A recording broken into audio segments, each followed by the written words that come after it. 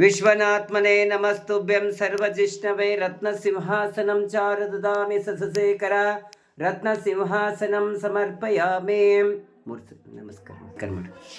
नमः शिवाय शांताय नमः सोमाय शंभवे नमः शिवाय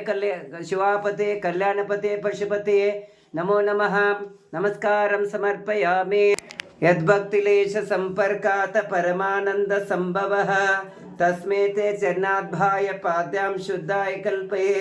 श्री सांबाय नमः पाद्यां समर्पयामि जयाचमनं समर्पयामि तापत्रय हरं दिव्यं परमानंद लक्षणं तापत्रय नुर्मुक्तये तवार्घ्य कल्पयाम्यहं श्री सांबाय नमः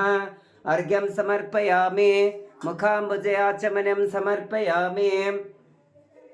मुखाम्बुजयाचमनं समर्पयामि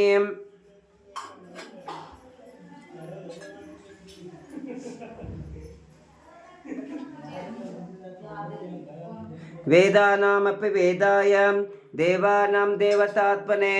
आचमन्यं कल्पयामि शुद्धानां शुद्धिहेतवे श्री सांबाय नमः आचमन्यं समर्पयामि मूलमंत्रेण शुद्धोदकेन स्नापयामि मूलमंत्रेण शुद्धोदकेन अपायस्व समेतते विश्वसोमऋष्ण्यं भववाजस्य संगते